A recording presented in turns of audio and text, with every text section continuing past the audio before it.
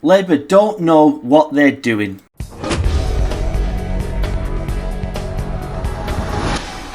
I know that's a very obvious statement. You've got a massive problem here. You've got all the backbenchers now, huge amounts of them, rebelling against the government. Either because they're not being left enough, or because they think they're being hard right, which is pathetic, of course. Starmer and that lot are nothing like a person on the right of politics. And now you've got tosspots like Paul Foster, who used to run South Ribble Council, saying things like this. Leyland Hotel in my constituency of South Ribble was closed down 3 years ago. Yes, 3 years ago, and used for asylum seekers. There's a chronic undersupply of hotels in South Ribble, in Chorley, in Preston, in central Lancashire. Can ministers please provide an indication at all as to when it will cease to be used as an asylum hotel? I'm asked this question every single week. Thank you. Mr. Speaker, I want to get out of hotels as quickly as is feasible. I'm not going to name particular dates because that is a pointless thing to do. Funny how he never mentioned it when he ran South Ribble Council and the Leyland Hotel was shut to house these people.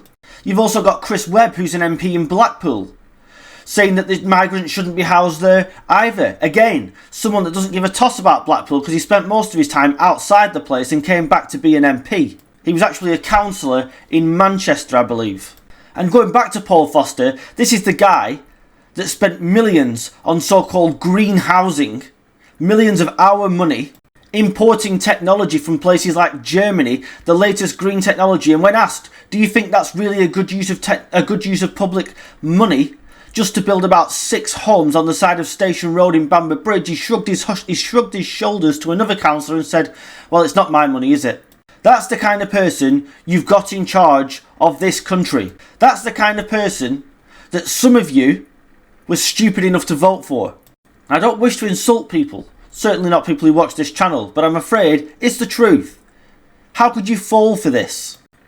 They try and present a united image. All parties try and do that. But the fact is, Labour is so divided now. We have a Chancellor that can't get anything through Parliament. We have a Prime Minister that can't get anything through Parliament. You've got huge backbenchers rebelling on all different issues. And even those backbenchers are so polar opposites when it comes to talking about politics that they don't get along either.